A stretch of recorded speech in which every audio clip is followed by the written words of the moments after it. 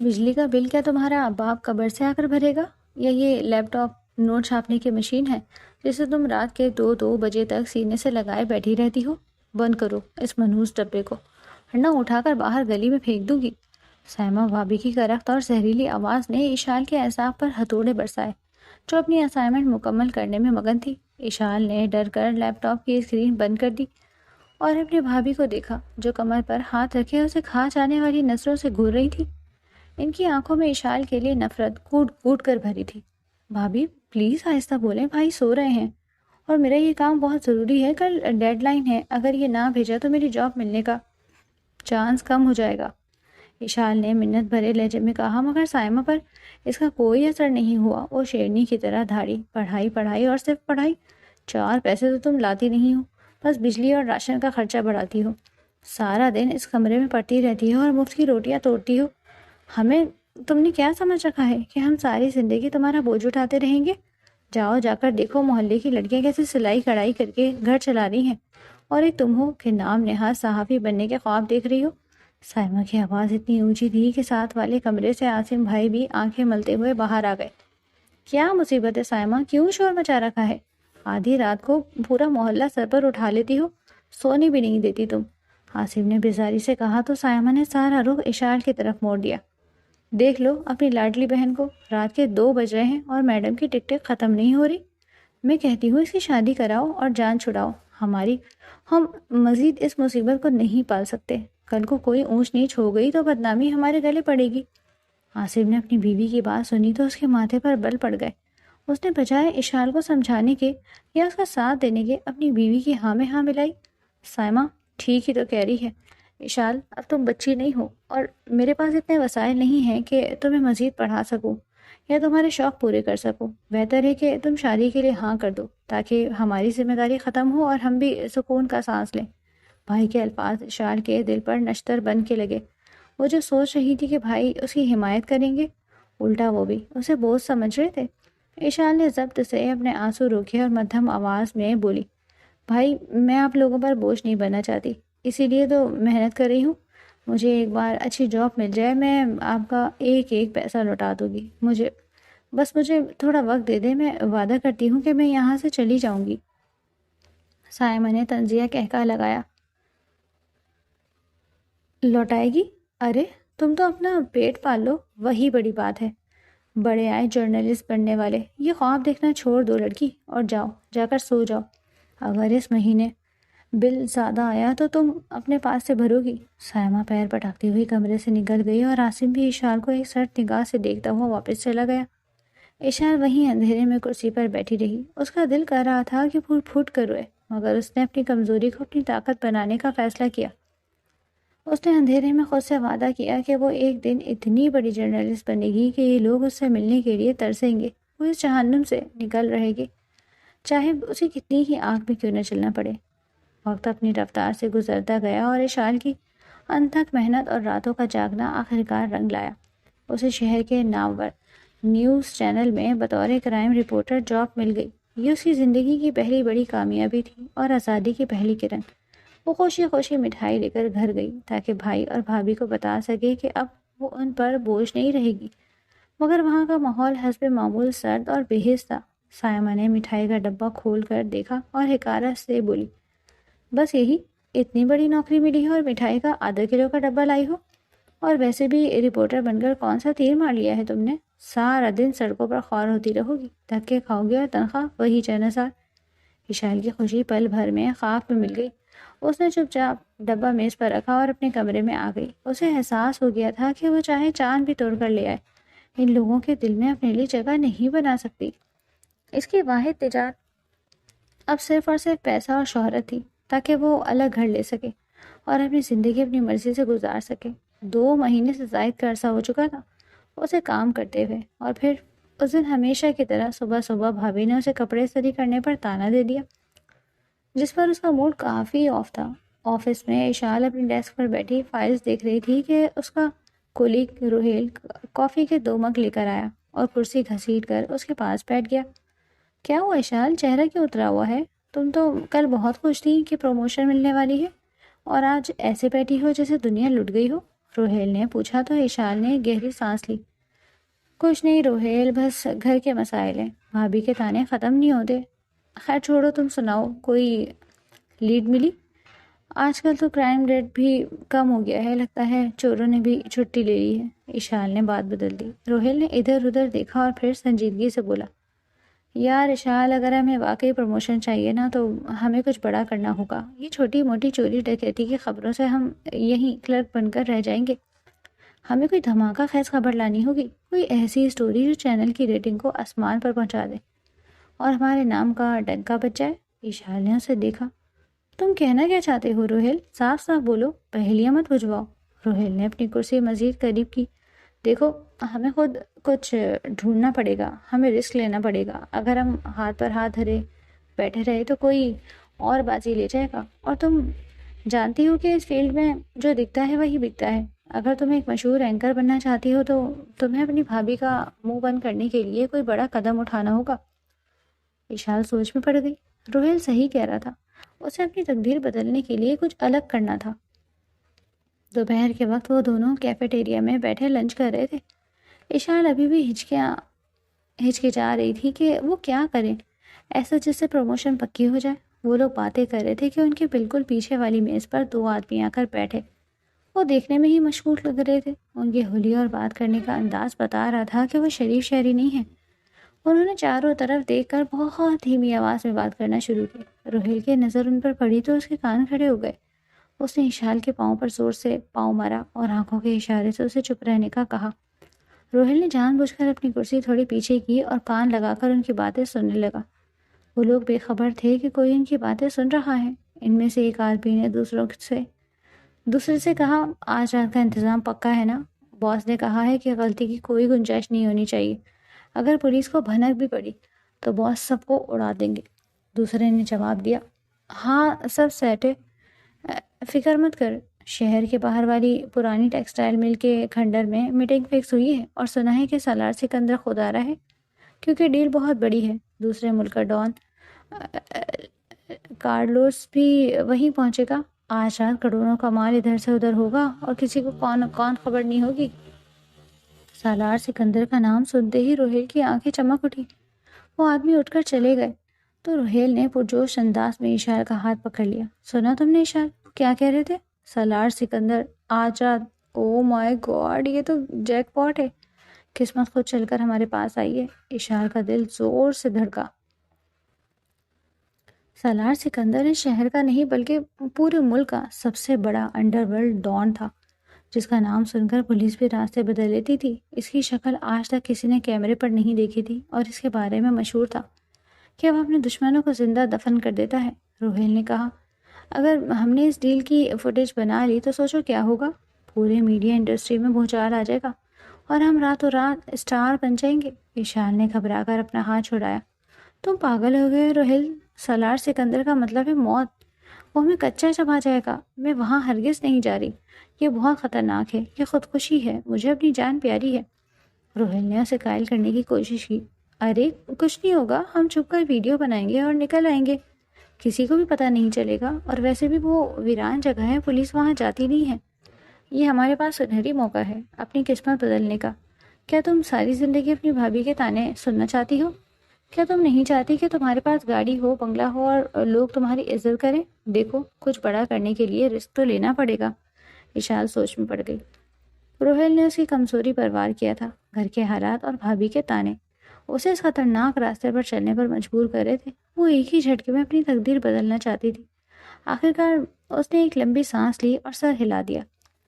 ٹھیک ہے، میں تیار ہوں، مگر ہم بہت احتیاط کریں گے۔ اگر کچھ گڑبڑ ہوئی تو ہم فوراً واپس آ جائیں گے۔ رات کا اندھیرا ہر طرف پھیل چکا تھا، شہر کی روشنیاں پیچھے رہ گئی تھیں اور وہ دونوں اپنی بائک ایک جھاڑی کے پیچھے چھپا کر پیدل اس پرانی اور ویران ٹیکسٹائل مل کی طرف بڑھ رہے تھے، جو اب ایک کھنڈر کا منظر پیش کر رہی تھی۔ چاروں طرف جنگلی گھاس اگی ہوئی تھی اور الوؤں کی ہو سنائی دے رہی تھی۔ اشال کا دل سوکھے پتے کی طرح کانپ رہا تھا۔ اس نے اپنا دوپٹہ اچھی طرح سر پر لپیٹ رکھا تھا اور ہاتھ میں کیمرہ مضبوطی سے تھاما ہوا تھا۔ روہیل آگے آگے تھا اور وہ اسے مسلسل تسلی دے رہا تھا، ڈرو مت، بس پہنچ گئے۔ وہ دونوں ایک ٹوٹی ہوئی دیوار کے پیچھے چھپ گئے جہاں سے فیکٹری کا اندرونی صحن صاف نظر آ رہا تھا۔ ابھی وہاں خاموشی تھی، مگر تھوڑی ہی دیر میں وہاں گاڑیوں کی ہیڈ لائٹس کی روشنی پڑی اور کالے رنگ کی 3 بڑی لینڈ کروزر دھواں اڑاتی ہوئی اندر داخل ہوئی۔ ان کے پیچھے 2 اور گاڑیاں تھیں جن میں سے مسلح گارڈز اترے اور انہوں نے چاروں طرف پوزیشن سنبھال لی۔ ایشان نے اپنی سانس روک لی اور کیمرہ سیٹ کر دیا۔ بیچ والی گاڑی کا دروازہ کھلا اور ایک انتہائی وجیہہ اور باروب شخص باہر نکلا۔ اس نے سیاہ رنگ کا 3 پیس سوٹ پہن رکھا تھا اور آنکھوں پر کالا چشمہ تھا۔ رات کے وقت بھی اس کا چشمہ پہننا اس کے روب میں اضافہ کر رہا تھا۔ یہ سالار سکندر تھا۔ اس کے چلنے کا انداز بتا رہا تھا کہ وہ یہاں کا بادشاہ ہے۔ اس کے چہرے پر بلا کی سنجیدگی اور سختی تھی۔ اس کا قد 6 فٹ سے زیادہ تھا اور شخصیت میں ایک ایسا تلسم تھا کہ نظر ہٹانا مشکل تھا۔ اس کے پیچھے اس کا رائٹ ہینڈ مراد تھا۔ سالار ایک بڑے سے پتھر کے پاس جا کر کھڑا ہو گیا اور اپنی گھڑی دیکھی۔ اشال کے ہاتھ کانپ رہے تھے۔ روہیل نے اس کے کان میں سرگوشی کی۔ فوکس رکھو اشال، یہی وہ منظر ہے جو ہمیں وائرل کرے گا۔ تھوڑی دیر بعد دوسری طرف سے بھی کچھ گاڑیاں آئیں اور ان میں سے غیر ملکی نظر آنے والا ڈان کارلوس اپنے آدمیوں کے ساتھ اترا۔ ماحول میں عجیب سا تناؤ تھا۔ دونوں طرف کے گارڈز کی انگلیاں ٹریگر پر تھیں۔ سالار اور کارلوس نے ہاتھ ملایا اور مراد نے پیسوں سے بھرا بریف کیس میز پر رکھا، جبکہ کارلوس کے آدمی نے ایک تھیلا دکھایا جس میں شاید منشیات یا ہیرے تھے، اور ایشان کا دل حلق میں اٹکا ہوا تھا کہ کب یہ سب ختم ہو اور وہ وہاں سے بھاگے۔ اچانک روہیل نے اپنی پوزیشن بدلنے کی کوشش کی تو اس کا پاؤں وہاں پڑے ایک پرانے اور زنگ آلود لوہے کے ڈرم سے ٹکرایا۔ تھا کہ زوردار آواز اس سناٹے میں کسی بم دھماکے کی طرح گونجی۔ اشار کی چیخ نکلتے نکلتے رہ گئی۔ سالار سکندر کے کان کھڑے ہو گئے اور اس کے گارڈز فوراً الرٹ ہو گئے۔ کون ہے وہاں؟ سالار کی گشدار آواز گونجی اور اس نے اشارہ کیا۔ اس کے گارڈز شکاری کتوں کی طرح اس دیوار کی طرف لپکے جہاں اشار اور روہیل چھپے تھے۔ بھاگو!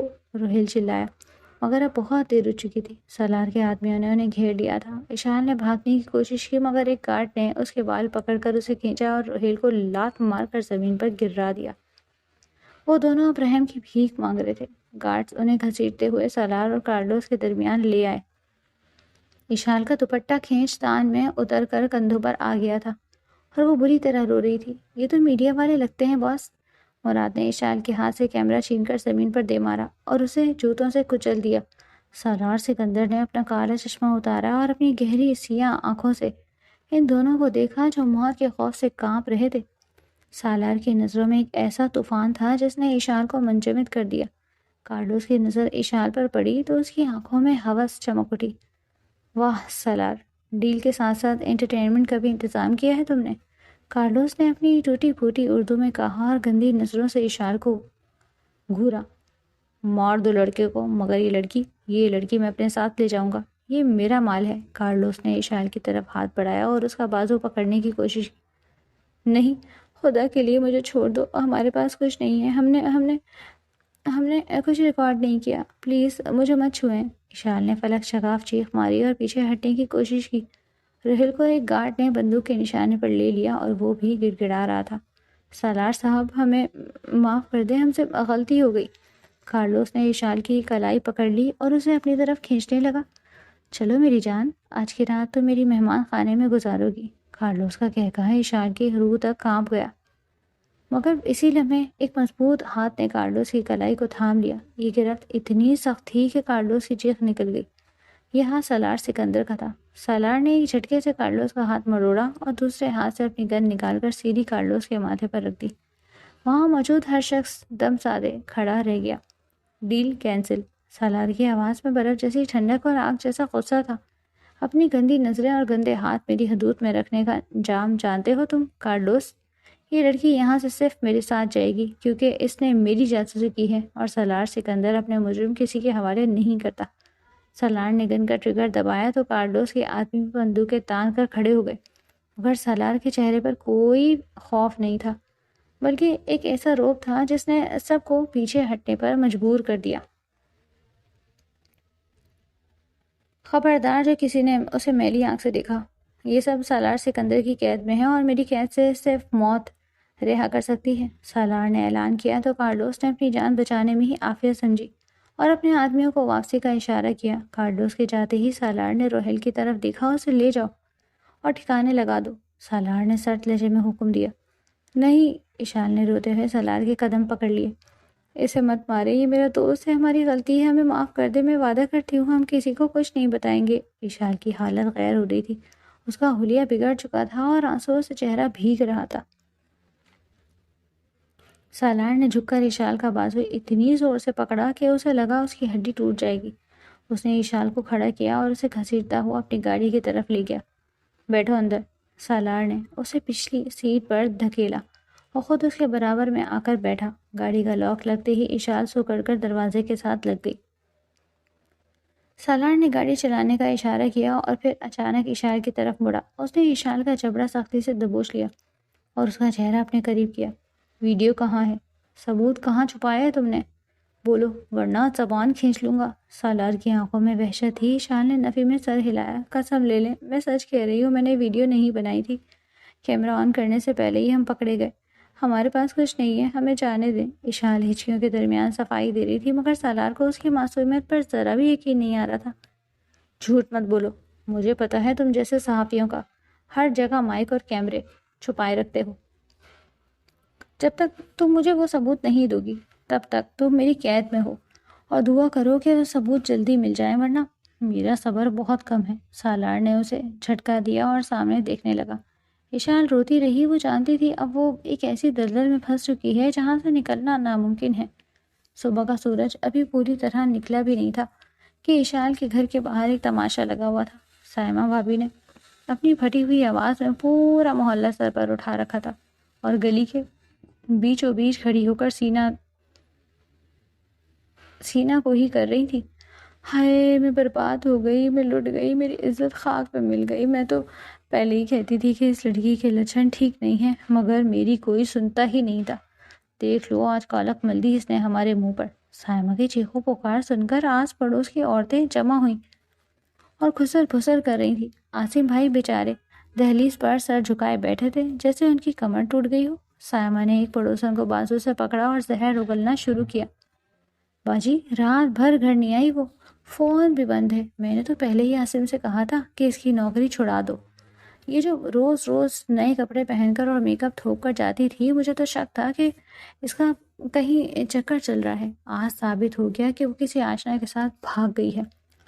ہائے ہماری تو ناک کٹوا دی اس نے، اب ہم کسی کو منہ دکھانے کے قابل نہیں رہے۔ عاصم بھائی نے کمزور سی کوشش کی۔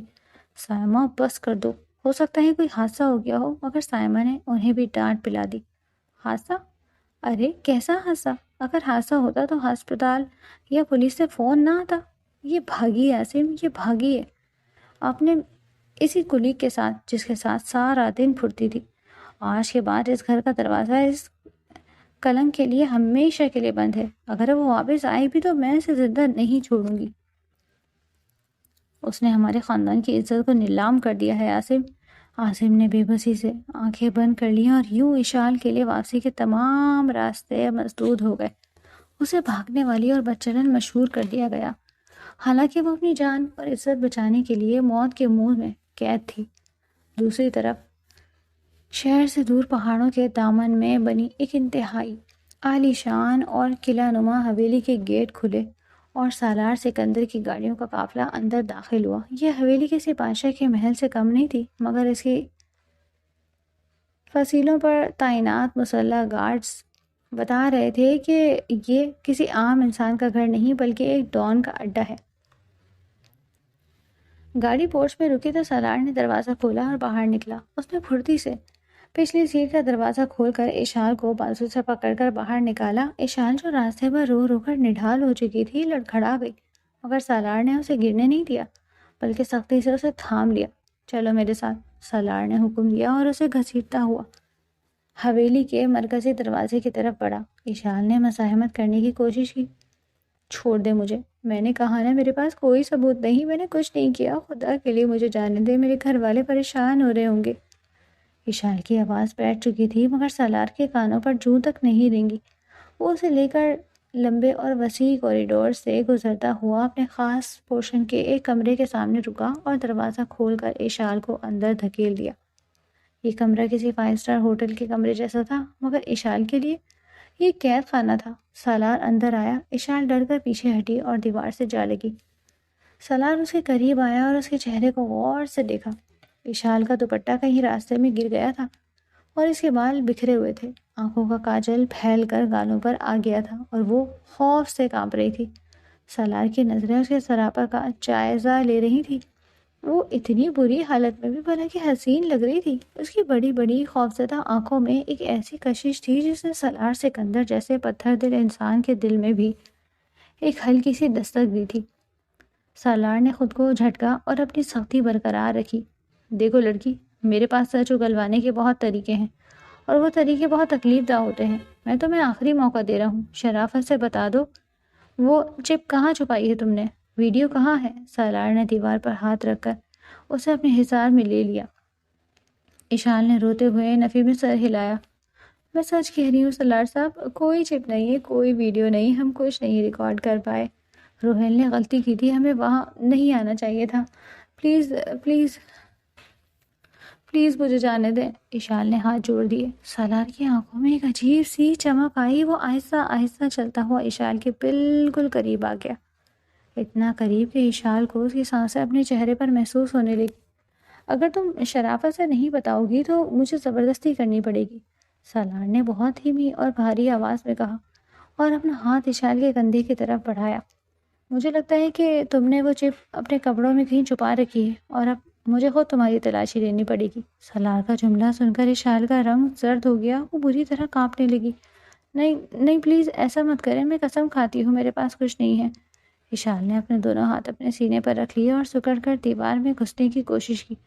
سالار اس کے خوف سے لطف اندوز ہو رہا تھا، اس لیے اس نے اپنا چہرہ اشال کے چہرے کے بالکل قریب کیا اور اس کی آنکھوں میں جھانکا، جہاں خوف کے ساتھ ساتھ ایک معصومیت تھی جو سالار کے دل کو جکڑ رہی تھی۔ سالار کا ارادہ صرف اسے ڈرانا تھا، مگر اس قربت میں اسے اشال کی خوشبو نے اپنے حصار میں لے لیا تھا۔ اس کا دل چاہا کہ وہ اس فاصلے کو مٹا دے۔ اشال کی سانسیں رک رہی تھیں اور وہ بند آنکھوں سے آیت الکرسی کا ورد کر رہی تھی۔ سالار کا ہاتھ اس کے گلے کے قریب پہنچا ہی تھا کہ اچانک دروازہ زور سے کھلا۔ سالار، یہ کیا ہو رہا ہے؟ ایک لڑکی کی تیز آواز پر سالار اور اشال دونوں چونک گئے۔ سالار نے گردن موڑ کر دیکھا اور اشال نے سہم کر آنکھیں کھول دی۔ دروازے پر نتاشا کھڑی تھی جو سالار کی پارٹنرز تھی اور اس پر اپنی جان چھڑکتی تھی۔ نتاشا نے ان دونوں کو اتنے قریب دیکھا تو اس کے تن بدن میں آگ لگ گئی۔ اس کی آنکھوں میں شدید جلن تھی۔ وہ تیز قدموں سے اندر آئی اور اشال کو گھور کر دیکھا۔ تمہیں شرم نہیں آتی سالار کے اتنے قریب کھڑے ہوتے ہوئے؟ نتاشا نے اشال پر چیخا اور پھر سالار کی طرف مڑی۔ سالار، تم اس 2 ٹکے کی جاسوسی لڑکی کو یہاں کیوں لائے ہو اور یہ کیا تماشا ہو رہا ہے؟ مجھے پتا چلا تھا کہ تم کسی لڑکی کو اٹھا کر لائے ہو۔ لاؤ میں پوچھتی ہوں اس سے کہ ثبوت کہاں ہے۔ سچ اکلوانا مجھے اچھی طرح آتا ہے۔ نتاشا نے اشال کا بازو پکڑ کر کھینچنا چاہا مگر سالار نے اس کا ہاتھ جھٹک دیا۔ دور رہو نتاشا۔ سالار کی آواز میں وہ روب تھا کہ نتاشا سہم گئی۔ تمہیں میرے معاملے میں ٹانگ اڑانے کی ضرورت نہیں ہے، یہ میرا میٹر ہے اور میں اسے خود حل کر لوں گا، سالار نے نتاشا کو وارننگ دی۔ نتاشا کا منہ گلے کا کھلا رہ گیا۔ مگر سالار تم اس پر ترس کھا رہے ہو؟ یہ جاسوس ہے، اسے تو گولی مار دینی چاہیے، نتاشا نے احتجاج کیا۔ سالار نے اسے گھورا۔ میں نے کہا نا، جاؤ یہاں سے۔ مجھے اپنا کام کرنے دو۔ سالار نے اشال کو چھوڑا اور دروازے کی طرف اشارہ کیا۔ نتاشا نے ایک زہریلی نظر اشال پر ڈالی جو ابھی بھی دیوار سے لگی کانپ رہی تھی اور پھر پیر پٹکتی ہوئی وہاں سے چلی گئی۔ سالار نے مڑ کر اشال کو دیکھا جو بری طرح سہمی ہوئی تھی۔ سالار کے دل میں ایک عجیب سا احساس ہوا۔ اس نے سوچا کہ ابھی اسے مزید ڈرانا ٹھیک نہیں ہوگا۔ وہ بنا کچھ کہے وہاں سے نکل گیا اور دروازہ باہر سے لاک کر دیا۔ وقت گزرتا گیا، دوپہر سے شام اور شام سے رات ہو گئی۔ اشال نے ملازمہ کے لائے ہوئے کھانے کو ہاتھ تک نہیں لگایا۔ وہ بس گھٹنوں میں سر دے کر روتی رہی۔ اسے اپنے گھر والوں کی یاد آ رہی تھی۔ وہ کتنا پریشان ہوں گے، حالانکہ اسے خبر نہیں تھی کہ وہاں اس کا ماتم منایا جا چکا ہے۔ رات کے کسی پہر سالار دوبارہ کمرے میں آیا تو دیکھا یہ کھانا ویسے کا ویسے ہی رکھا ہے اور ٹھنڈا ہو چکا ہے۔ سالار کے ماتھے پر بل پڑ گئے۔ وہ تھکا ہوا لگ رہا تھا، مگر اشال کو اس حالت میں دیکھ کر اس کا غصہ بڑھ گیا۔ وہ تیز قدموں سے چلتا ہوا اشال کے پاس آیا اور اس کا بازو پکڑ کر کھڑا کر دیا۔ تمہیں سمجھ نہیں آتی ایک بار میں؟ کھانا کیوں نہیں کھایا تم نے؟ سالار نے سخت لہجے میں پوچھا۔ اشال نے کمزور نظروں سے اسے دیکھا۔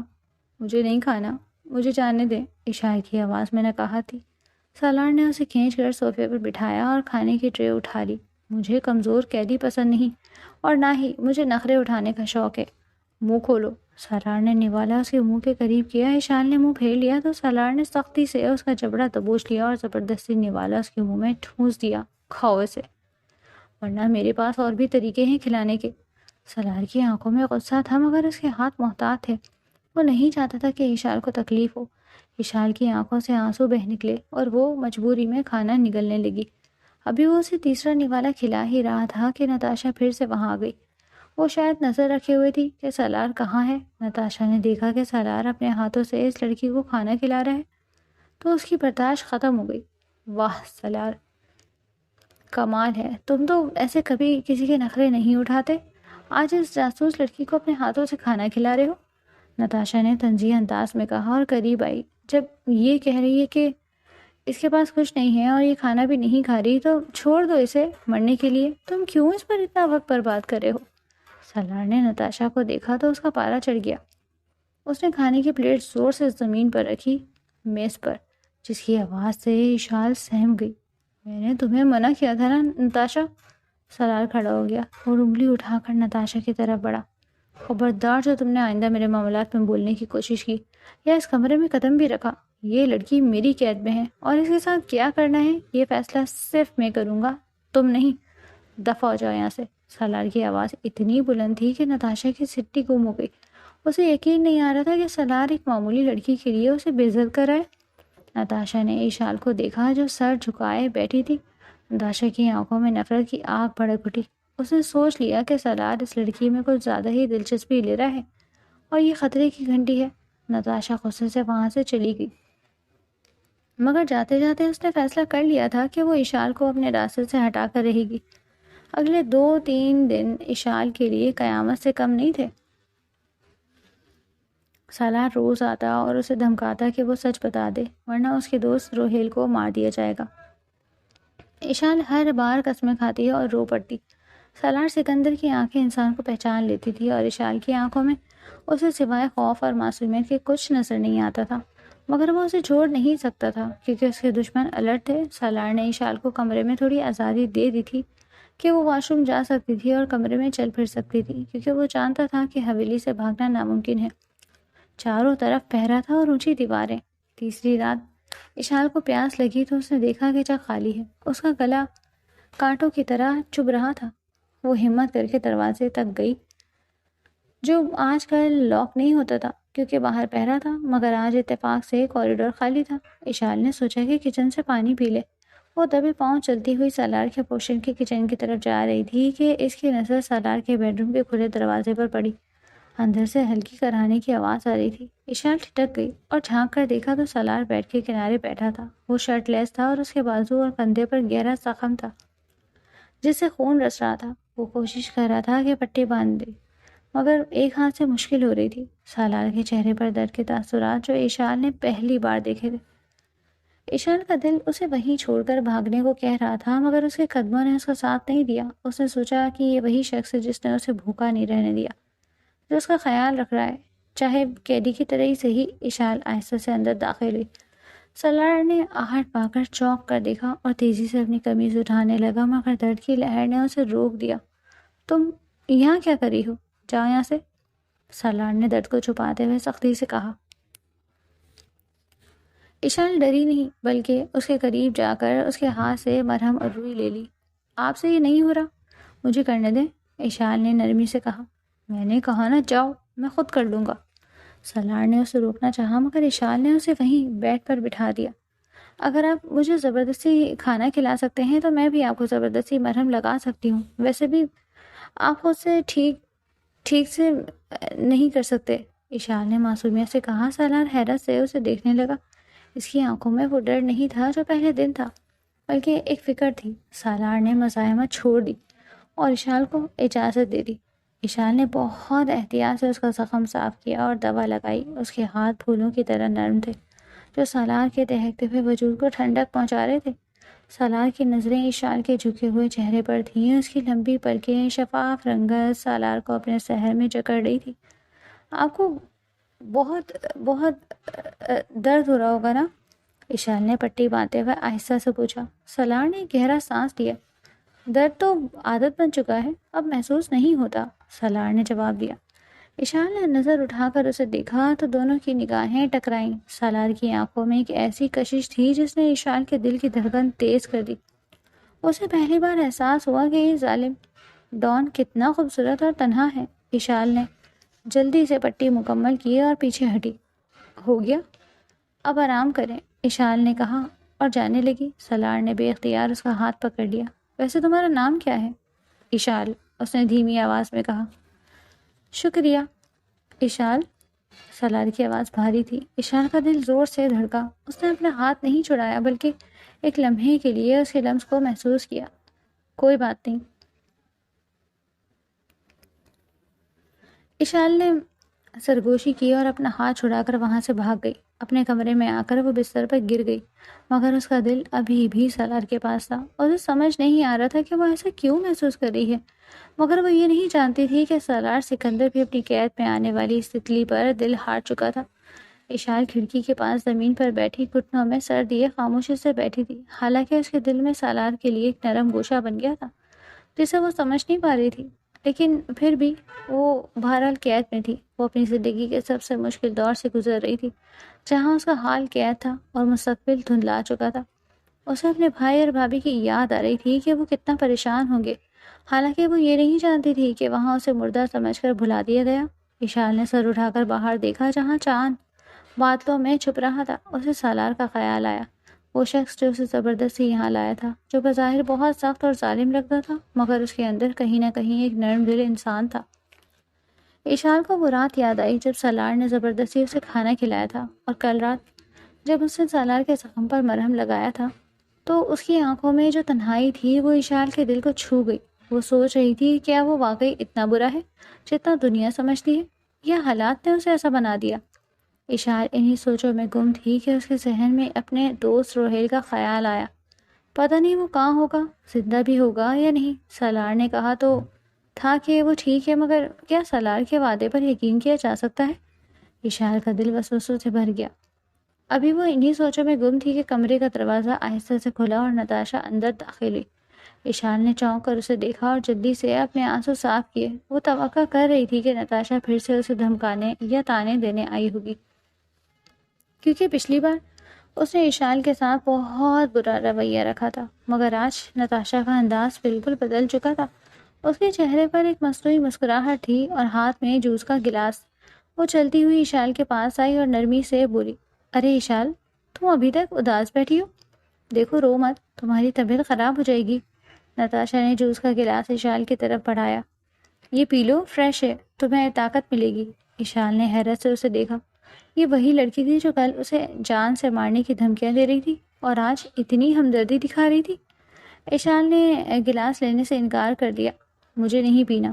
آپ یہاں کیوں آئی ہیں؟ اشال نے محتاط لہجے میں پوچھا۔ نتاشا نے ایک آہ بھری اور صوفے پر بیٹھ گئی۔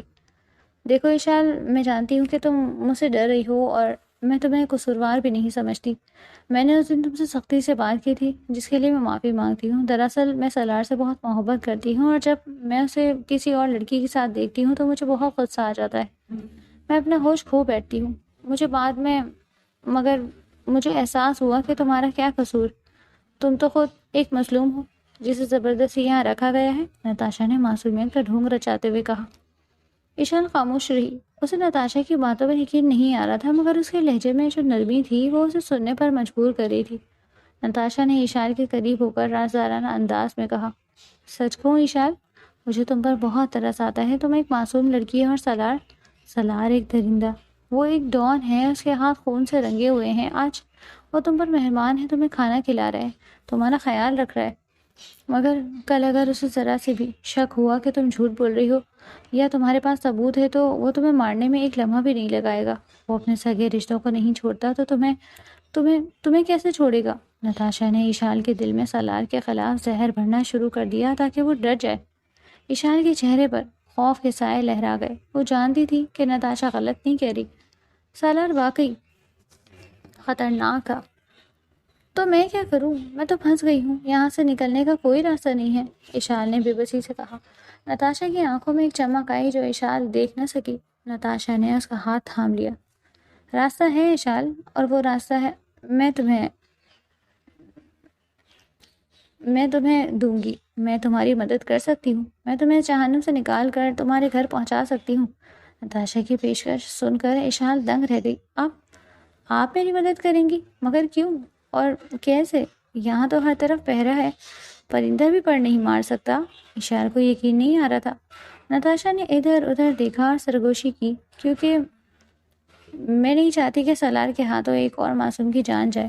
دیکھو، میرا ایک خاص آدمی ہے مراد، وہ سالار کا رائٹ ہینڈ ہے، مگر وہ میرا بہت وفادار ہے۔ وہ پیسوں کے لیے کچھ بھی کر سکتا ہے۔ میں نے اس سے بات کر لی ہے، وہ ہمیں یہاں سے نکلنے میں مدد دے گا، بس تمہیں ہمت کرنی ہوگی۔ نتاشا نے اسے اکسایا۔ اشال سوچ میں پڑ گئی۔ آزادی کا لفظ اس کے لیے بہت پرکشش تھا۔ گھر واپسی کی امید نے اس کے دل میں جوش جگا دی تھی، مگر پھر بھی ایک انجانا سا خوف تھا کہ اگر پکڑے گئے تو کیا ہوگا۔ نتاشا نے دیکھا کہ اشال سوچ رہی ہے تو اس نے مزید دباؤ ڈالا۔ دیکھو اشال، زیادہ مت سوچو، یہ موقع بار بار نہیں ملے گا۔ کل رات سالار ایک بہت بڑی ڈیل کے سلسلے میں شہر سے باہر جا رہے ہیں۔ حویلی میں سیکیورٹی تھوڑی کم ہوگی، یہی ہمارا چانس ہے۔ مراد نے سب سیٹ کر لیا ہے، وہ پچھلے گیٹ پر گاڑی لے کر کھڑا ہوگا۔ تمہیں بس رات کے 12 بجے جب گارڈز کی شفٹ بدلتی ہے اپنے کمرے سے نکل کر وہاں پہنچنا ہے۔ باقی کام مراد کا ہے، وہ تمہیں شہر کی حدود میں چھوڑ دے گا جہاں سے تم اپنے گھر جا سکتی ہو۔ اور ہاں، ایک بات یاد رکھنا، اپنا منہ بند رکھنا، میرا نام ہرگز نہیں آنا چاہیے۔ نتاشا نے اپنی چال چل دی تھی۔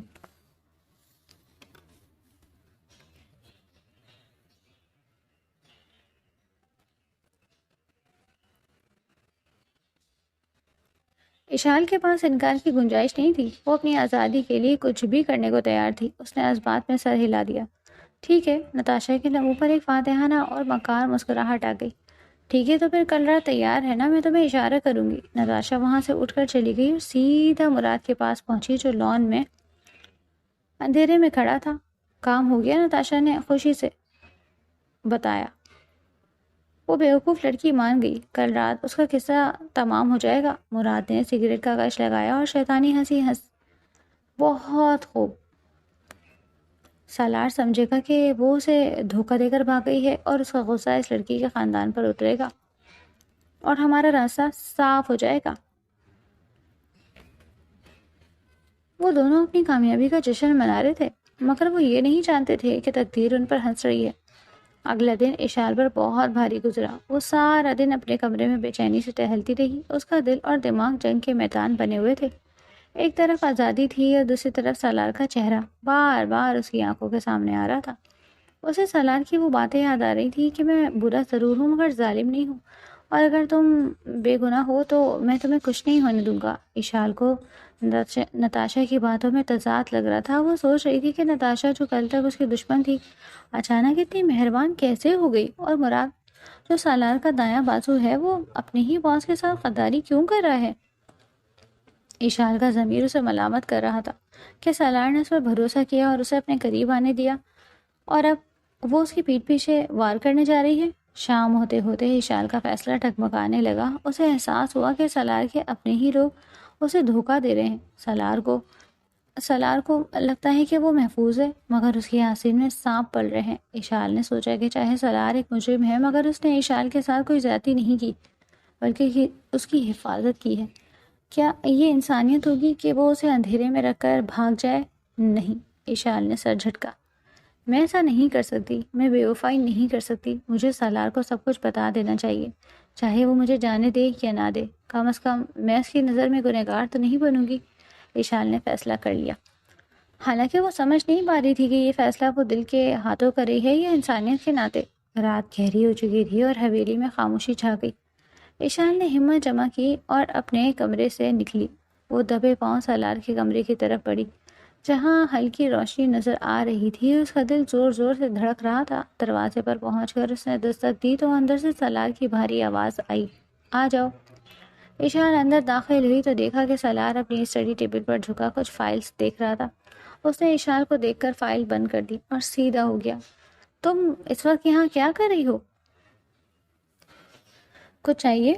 سالار نے فکر مندی سے پوچھا۔ اس کے لہجے کی نرمی نے اشال کو مزید شرمندہ کر دیا۔ وہ مجھے آپ سے کچھ بات کرنی ہے سالار، بہت ضروری بات ہے، اشال نے نظریں جھکا کر کہا۔ سالار نے اسے غور سے دیکھا اور اشارہ کیا کہ صوفے پر بیٹھ جاؤ۔ اشال بیٹھ گئی اور اپنی انگلیاں مروڑنے لگی۔ اسے الفاظ نہیں مل رہے تھے کہ کیسے شروع کرے۔ کہو اشال، میں سن رہا ہوں، ڈرو مت، سالار نے اسے حوصلہ دیا۔ اشال نے ایک لمبی سانس لی اور پھر سب کچھ اگل دیا، نتاشا کا آنا، اس کی ہمدردی، مراد کا نام اور بھاگنے کا پورا پلان۔ اشال نے کچھ نہیں چھپایا۔ وہ روتے ہوئے بتا رہی تھی کہ کیسے وہ لوگ اسے بھگانے کا منصوبہ بنا رہے ہیں۔ جانے کیوں میرا دل نہیں مانا کہ میں آپ کے ساتھ دھوکہ کروں۔ آپ نے میری حفاظت کی، مجھے عزت دی، میں آپ کی پیٹھ پیچھے وار نہیں کر سکتی۔ آپ کے اپنے لوگ آپ کے خلاف سازش کر رہے ہیں، نتاشا اور مراد، وہ دونوں ملے ہوئے ہیں، اشال نے کہا۔ سالار خاموشی سے سب سنتا رہا۔ اس کے چہرے پر کوئی حیرت، کوئی غصہ نہیں تھا۔ ہاں، مراد کا نام سن کر ایک پل کے لیے وہ چونکا ضرور تھا، مگر اب اس کے چہرے پر ایک عجیب سا سکون تھا۔ جب اشال چپ ہوئی تو سالار اپنی جگہ سے اٹھا اور آہستہ چلتا ہوا اشال کے سامنے آ کر گھٹنوں کے بل بیٹھ گیا۔ اشال رونے لگی، شاید اسے بتاتے ہوئے جذبات میں آ کر یا اپنے یہاں سے نکلنے کی امید کو خود ختم کرتے ہوئے۔ سالار نے اشال کے آنسوؤں سے بھیگے چہرے کو اپنے دونوں ہاتھوں کے پیالے میں بھرا اور اس کی آنکھوں میں جھانکا۔ تم جانتی ہو اشال، مجھے اس بات کا دکھ نہیں کہ میرے خلاف ہے، مجھے عادت ہے اپنوں کے خنجر سہنے کی، مگر مجھے خوشی اس بات کی ہے کہ تم نے میرا مان رکھ لیا، تم نے ثابت کر دیا کہ میرا انتخاب غلط نہیں تھا۔ سالار کی آواز میں ایک ایسی گہرائی تھی جس نے اشال کو چونکا دیا۔ انتخاب؟ اشال نے حیرت سے اسے دیکھا۔ سالار نے ہلکی سی مسکراہٹ کے ساتھ اس کے آنسو صاف کیے۔ تم چاہتی تو خاموشی سے بھاگ سکتی تھی، اپنی جان بچا سکتی تھی، مگر تم نے میرے لیے اپنی آزادی قربان کر دی، تم نے مجھے چنا، یہ بات میرے لیے بہت معنی رکھتی ہے۔ اشال سالار کی باتوں کا مطلب سمجھنے سے قاصر تھی، مگر اسے اتنا سمجھ آ گیا کہ سالار اس پر غصہ نہیں۔ سالار نے سنجیدگی سے کہا، اب میری بات غور سے سنو، تم وہی کرو جو نتاشا نے کہا ہے۔ اشال نے گھبرا کر کہا، مگر وہ تو مجھے مار بھی سکتی ہے اگر… سالار نے اس کے ہونٹوں پر انگلی رکھ دی۔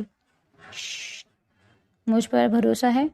سالار نے پوچھا۔ اشال نے اس کی گہری سیاہ آنکھوں میں دیکھا جہاں صرف یقین تھا۔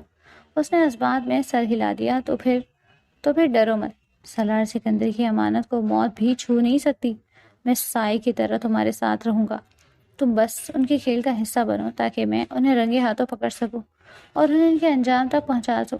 سالار نے اسے یقین دلایا اور اشال کو لگا کہ جب تک یہ شخص اس کے ساتھ ہے اسے کوئی کچھ نہیں کہہ سکتا۔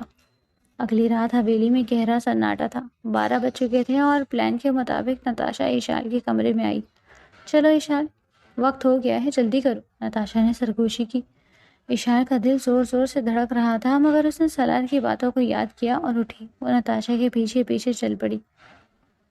وہ چھپتے چھپاتے پچھلے گیٹ پر پہنچے جہاں مراد ایک کالی گاڑی لے کر کھڑا تھا۔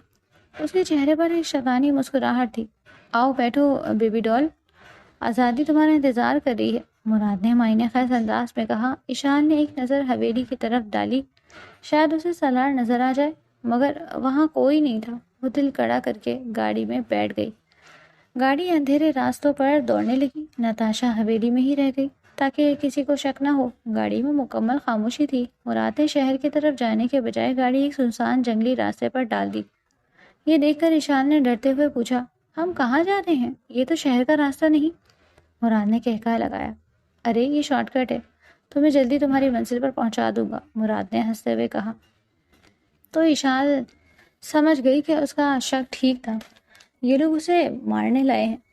گاڑی ایک ویران کھنڈر کے پاس رکی۔ مراد نے گاڑی بند کی اور نیچے اترا۔ اس نے پستول نکال لی اور اشال کی طرف آیا۔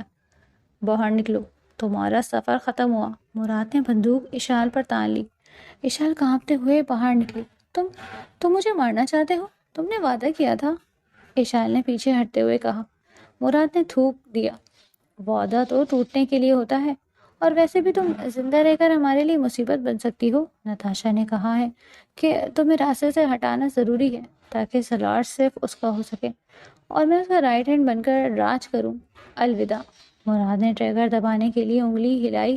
اسی لمحے اندھیرے میں سے ایک گولی چلی اور سیدھی مراد کے ہاتھ پر لگی۔ پستول اس کے ہاتھ سے گر گئی اور وہ درد سے چیخا۔ یہ کیا؟ مراد نے مڑ کر دیکھا تو اندھیرے سے سالار سکندر نمودار ہوا۔ اس کے ہاتھ میں دھواں دیتی ہوئی بندوق تھی اور چہرے پر موت جیسے تاثرات تھے۔ اس کے پیچھے اس کے درجنوں گارڈز نکل آئے جنہوں نے مراد کو چاروں طرف سے گھیر لیا۔ باس، مراد ہکلایا، یہ لڑکی بھاگ رہی تھی، میں نے اسے روکا۔ مراد نے آخری کوشش کی مگر سالار نے آ کے بڑھ کر ایک زوردار ٹھوکر اس کے منہ پر ماری جس سے وہ زمین پر گر گیا۔ اپنی بکواس بند کرو غدار، سالار گرجا۔ مجھے سب پتا ہے، تمہاری اور نتاشا کی ایک سازشی خبر تھی مجھے۔ میں بس دیکھنا چاہتا تھا کہ تم کس حد تک جا سکتے ہو۔ تم نے میری پیٹھ میں خنجر کھوپا اور وہ بھی ایک عورت کے لیے۔ سالار نے اشال کی طرف دیکھا جو بت بنی کھڑی تھی۔ سالار نے نرمی سے اس کا بازو پکڑ کر اسے اپنی طرف کھینچا اور اپنے ساتھ کھڑا کر لیا۔ تمہیں لگا کہ میں اپنی امانت کو ایسے ہی چھوڑ دوں گا؟ سالار نے مراد کو دیکھا۔ لے جاؤ اسے اور اسے ایسی عبرت ناک سزا دو کہ موت بھی اسے دیکھ کر پناہ مانگے۔ اسے کال کوٹری میں ڈال دو اور تڑپا تڑپا کر مارنا۔ سالار نے حکم دیا اور گارڈز مراد کو گھسیٹتے ہوئے لے گئے۔ تھوڑی دیر بعد ایک دوسری گاڑی میں نتاشا کو لایا گیا جو سالار کے گارڈز کی گرفت میں تھی۔ وہ چیخ رہی تھی اور معافی مانگ رہی تھی۔ سالار، پلیز مجھے معاف کر دو، میں مہک گئی تھی، مجھے تمہاری محبت نے اندھا کر دیا تھا۔ نتاشا سالار کے قدموں میں گر گئی۔ سالار نے نفرت سے اسے دیکھا۔ محبت؟ تم جیسی عورتیں محبت نہیں کرتی نتاشا، صرف سودا کرتی ہیں۔ تم نے میرے اعتماد کا سودا کیا، تم نے میری زندگی میں زہر گھولنے کی کوشش کی، اس لڑکی کو مارنا چاہا جو بے گناہ تھی۔ سالار نے اشال کی طرف اشارہ کیا جس نے سالار کے کوٹ کو مضبوطی سے پکڑ رکھا تھا۔ میں تمہیں جان سے نہیں ماروں گا نتاشا، کیونکہ میں عورتوں پر ہاتھ نہیں اٹھاتا، مگر تمہاری سزا یہ ہے کہ تم آج اور ابھی اسی وقت اس ملک سے نکل جاؤ۔ میرے آدمی تمہیں ایئرپورٹ چھوڑ آئیں گے۔ اگر تم نے کبھی واپس آنے کی یا مجھ سے رابطہ کرنے کی کوشش کی تو میں بھول جاؤں گا کہ تم ایک عورت ہو۔ سالار کا فیصلہ اٹل تھا۔ نتاشا کو زبردستی گاؤں میں بٹھا کر لے جایا گیا۔ وہاں صرف سالار اور اشال رہ گئے تھے۔ گاڑی کی خنکی بڑھ گئی تھی اور اشال سردی سے کانپ رہی تھی۔ سالار نے دیکھا تو اپنا گرم کوٹ اتار کر اشال کے کندھوں پر ڈال دیا اور اسے اپنے سامنے کھڑا کیا۔ اب سب ٹھیک ہے اشال، وہ لوگ جا چکے ہیں، اب تمہیں ڈرنے کی ضرورت نہیں ہے، سالار نے بہت نرمی سے کہا۔ اشال نے سر اٹھا کر اسے دیکھا۔ اس کی آنکھوں میں ابھی بھی آنسو تیر رہے تھے۔ آپ کو کیسے پتا چلا کہ میں سچ بول رہی تھی؟ اشال نے معصومیت سے پوچھا۔ سالار مسکرایا اور اپنا ہاتھ بڑھا کر اشال کے گال پر لڑکتے ہوئے آنسو کو اپنے انگوٹھے سے صاف کیا۔ دل کی آواز کبھی جھوٹی نہیں ہوتی اشال، اور تمہاری آنکھیں آئینہ ہیں جن سے میں صاف نظر آتا ہے کہ تم نے اپنی جان خطرے میں ڈال کر مجھے بچایا۔ یہ کوئی عام لڑکی نہیں کر سکتی۔ سالار نے اس کے چہرے پر بکھری ہوئی لٹ کو کان کے پیچھے کیا۔ اس لمحے دونوں کے درمیان فاصلہ سمٹ گیا۔ اشال کی سانسیں سالار کے لمس سے مہک اٹھیں۔ وہ دونوں ایک دوسرے کی آنکھوں میں کھو گئے جہاں بن کہے بہت سے اقرار ہو رہے تھے۔ سالار کا ہاتھ اشال کے گال پر ہی تھا۔ وہ اشال کو لگا کہ اگر یہ لمحہ یہیں تھم جائے تو وہ ساری زندگی اس قدر میں اسی قید میں گزار سکتی ہے۔ چلو چلیں، سالار نے سرگوشی کی اور اشال نے خاموشی سے سر ہلا دیا۔ سالار کی گاڑیوں کا قافلہ دوبارہ اسی حویلی میں داخل ہوا جہاں کچھ دیر پہلے اشال ایک قیدی کی طرح رہ رہی تھی، مگر اب اس کی حیثیت بدل چکی تھی۔ سالار اسے گاڑی سے اتار کر پورے پروٹوکول کے ساتھ اندر لایا اور سیدھا اپنے کمرے میں لے گیا۔ اشال ابھی تک صدمے اور حیرت کی ملی جلی کیفیت میں تھی کہ کیسے اس کی زندگی نے ایک ہی رات میں اتنا بڑا پلٹا کھایا۔ سالار نے کمرے کا دروازہ بند کیا اور اشال کے پاس آ کر کھڑا ہو گیا۔ اس کے چہرے پر اب وہ ڈان والی سختی نہیں تھی، بلکہ ایک نرم اور محبت بھری مسکراہٹ تھی جس نے اشال کے دل کو پگھلا دیا تھا۔ سالار نے نرمی سے اشال کا ہاتھ تھاما اور اسے صوفے پر بٹھایا۔ تم بہت تھک گئی ہو اشال، پانی پی لو۔ سالار نے گلاس اس کی طرف بڑھایا۔ اشال نے پانی پیا تو اس کے حواس کچھ بحال ہوئے۔ سالار، آپ نے مراد اور نتاشا کو سزا دے دی، مگر میرا کیا؟ میں تو اب بھی آپ کی قیدی ہوں نا؟ اشال نے معصومیت سے پوچھا۔ سالار نے اس کے سوال پر ایک گہرا سانس لیا اور اس کے سامنے گھٹنوں کے بل بیٹھ گیا۔ نہیں اشال، تم قیدی نہیں ہو، اور سچ تو یہ ہے کہ تم کبھی قیدی تھی ہی نہیں۔ میں پہلے دن سے جانتا تھا کہ تم اور تمہارے دوست نے کوئی ویڈیو نہیں بنائی۔ مجھے پتا تھا کہ وہ محض ایک حادثہ تھا۔ سالار کا اعتراف سن کر اشال دنگ رہ گئی۔ کیا آپ جانتے تھے؟ تو پھر آپ نے مجھے اتنے دن یہاں کیوں رکھا؟ مجھے ڈرایا کیوں؟ اشال کی آنکھوں میں شکوہ تھا۔ سالار نے اس کے دونوں ہاتھ اپنے ہاتھوں میں لے کر چوم لیے۔ کیونکہ پہلی ہی نظر میں تم میرے دل میں اتر گئی تھی اشال۔ میں نے آج تک بہت سی لڑکیاں دیکھی، مگر تمہاری آنکھوں میں جو خوف اور معصومیت تھی، اس نے مجھے جکڑ لیا تھا۔ میں تمہیں جانے نہیں دینا چاہتا تھا۔ میں چاہتا تھا کہ تم میرے پاس رہو، اور تمہارے دوست سہیل کو تو میں نے اسی رات چھوڑ دیا تھا، اور اسے یہ کہہ کر بھیجا تھا کہ اپنی زبان بند رکھے ورنہ مار دیا جائے گا۔ وہ تو کب کا اپنے گھر جا چکا تھا۔ یہ سن کر اشال کا منہ حیرت سے کھلا رہ گیا۔ اسے یقین ہی نہیں آ رہا تھا۔ مگر میرے گھر والے؟ اشال کی آنکھوں میں آنسو آ گئے۔ بھائی اور بھابھی تو میرے لیے پریشان ہو رہے ہوں گے، وہ تو مجھے ڈھونڈ رہے ہوں گے۔ سالار کے چہرے پر سنجیدگی چھا گئی۔ اس نے اشال کے آنسو صاف کیا اور تلخ لہجے میں بولا، اشال میں تمہیں تکلیف نہیں دینا چاہتا، مگر سچ سننا تمہارا حق ہے۔ میں نے تمہارے گھر والوں کی بھی خبر نکلوائی تھی، مگر افسوس کہ وہاں تمہارا کوئی انتظار نہیں کر رہا۔ تمہاری بھابھی نے پورے محلے میں یہ مشہور کر دیا کہ تم کسی لڑکے کے ساتھ بھاگ گئی ہو، اور تمہارے بھائی نے تمہارے لیے گھر کے دروازے ہمیشہ کے لیے بند کر دیے ہیں۔ انہوں نے تو تمہیں مردہ سمجھ کر تمہاری یاد بھی دل سے نکال دی۔ وہ لوگ خوش ہیں کہ ان کے سر سے بوجھ اتر گیا۔ سالار کے الفاظ اشال کے دل پر ہتھوڑے کی طرح برسنے لگے۔ اسے اپنی بھابھی کے رویے سے امید تو نہیں تھی، مگر امید تو یہی تھی، مگر حقیقت اتنی تلخ ہوگی اس نے سوچا نہیں تھا۔ اشال نے منہ پر ہاتھ رکھا اور پھوٹ پھوٹ کر رو پڑی۔ سالار نے اسے اپنے سینے سے لگا لیا اور اسے رونے دیا تاکہ اس کے دل کا غبار نکل جائے۔ رو لو اشال، جتنا رونا ہے رو لو، مگر یہ آخری بار ہے۔ آج کے بعد تمہاری آنکھ میں آنسو نہیں آئے گا، یہ میرا وعدہ ہے۔ جب اشال کچھ پرسکون ہوئی تو سالار نے اسے خود سے الگ کیا اور اس کا چہرہ ہاتھوں میں بھر کر بولا، تم تنہا نہیں ہو اشال، میں نے تم سے محبت کی تھی، مگر جب تم نے اپنی آزادی چھوڑ کر مجھے چنا اور میرے غداروں کے بارے میں بتایا تو میں تمہارا دیوانہ ہو گیا۔ مجھے یقین ہو گیا کہ تم ہی وہ واحد لڑکی ہو جو سالار سکندر کے ساتھ چل سکتی ہے، جو مجھ سے میری دولت یا طاقت کی وجہ سے نہیں بلکہ میرے لیے مخلص ہے۔ تم نے میرا دل جیت لیا ہے۔ سالار اٹھ کر کھڑا ہو گیا اور کھڑکی کی طرف جا کر باہر دیکھنے لگا۔ مگر میں زبردستی نہیں کروں گا اشال، میں نے تمہیں بہت قید کر لیا، اب تم آزاد ہو۔ اگر تم جانا چاہتی ہو تو جا سکتی ہو، میں تمہیں اتنے پیسے اور وسائل دے دوں گا کہ تم دنیا کے کسی بھی کونے میں جا کر ایک نئی اور خوشگوار زندگی گزار سکتی ہو۔ تمہیں کبھی کسی کے آگے ہاتھ پھیلانے کی ضرورت نہیں پڑے گی، تم جا سکتی ہو اشال، میری طرف سے تم پر کوئی پابندی نہیں ہے۔ سالار نے بھاری دل کے ساتھ اسے جانے کی اجازت دے دی اور دروازے کی طرف بڑھنے لگا۔ اشال وہیں بیٹھی رہی۔ اس کے دماغ میں سالار کی باتیں گونج رہی تھی، آزادی، نئی زندگی، مگر کس کے ساتھ؟ اپنوں نے اسے ٹھکرا دیا تھا اور یہ اجنبی شخص اسے دنیا کی ہر خوشی قدموں میں ڈال رہا تھا۔ اشال نے اپنے دل کی آواز سنی تو اسے وہاں صرف سالار کا نام ہی سنائی دیا۔ اس نے سوچا کہ جب وہ بھاگ رہی تھی تب بھی اس کا دل سالار کے پاس تھا، اور آج وہ جب اسے جانے کا کہہ رہا ہے تب بھی وہ قدم اٹھانے سے قاصر ہے۔ اشال کو اپنی محبت کا ادراک ہو گیا تھا۔ وہ اٹھی اور تیزی سے سالار کے پیچھے بھاگی جو دروازے تک پہنچ چکا تھا۔ سالار نے جیسے ہی دروازہ کھولنا چاہا، اشال نے پیچھے سے آ کر اسے اپنی باہوں کے حصار میں لے لیا اور اپنا سر اس کی چوڑی پشت پر رکھ دیا۔ مت جائیں، اشال کی آواز کانپ رہی تھی۔ سالار کے قدم وہیں جم گئے۔ اس نے اپنے پیٹ پر بندھے اشال کے بازوؤں کو دیکھا اور اس کے لبوں پر مسکراہٹ آ گئی۔ مگر کیوں؟ سالار نے مڑے بغیر پوچھا۔ اشال نے اپنی گرفت مضبوط کر لی۔ میں کہاں جاؤں سالار، میرا تو کوئی گھر نہیں، اور اگر میں جانا چاہتی بھی تو نہیں جا سکتی، کیونکہ میرا دل تو… میں اسی رات آپ کے گھر ہار گئی تھی جب آپ نے میرے لیے نتاشا کو جھڑکا۔ میں نے آپ کو غداروں کا اس لیے نہیں بتایا کہ میں ڈر گئی تھی، بلکہ اس لیے بتایا تھا کہ میں آپ کو کھونا نہیں چاہتی تھی۔ میں خود یہ فیصلہ نہیں کر پا رہی تھی کہ مجھے آپ سے پیار ہو گیا، مگر اب میں یہ اعتراف کرتی ہوں کہ مجھے بھی آپ سے محبت ہے۔ مجھے آپ سے محبت ہو گئی ہے سالار، اور اب یہ قید ہی میری زندگی ہے۔ سالار نے گھوم کر اشال کو دیکھا اور ایک ہی جھٹکے میں اسے اپنی باہوں میں اٹھا لیا۔ اس کی آنکھوں میں خوشی کی چمک تھی۔